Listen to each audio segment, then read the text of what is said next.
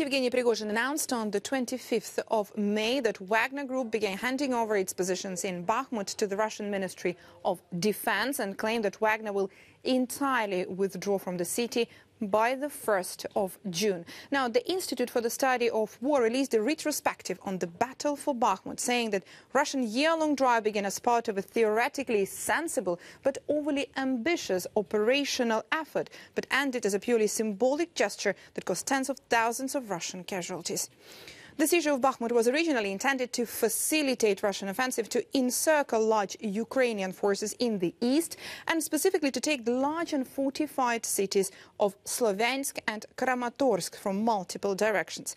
Bakhmut was not a primary Russian objective during the early phases of the war.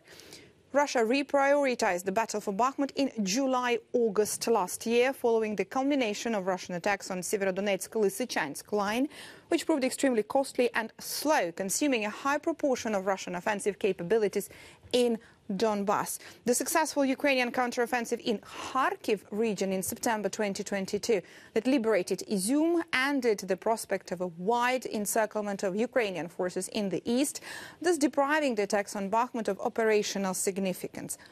Wagner mercenaries nevertheless intensified their offensives on Bakhmut and fully committed to the battle for Bakhmut in autumn 2022, likely to achieve informational and political rather than operational objectives. The Institute for the Study of War says it is not even clear that the Battle of Bakhmut is yet over.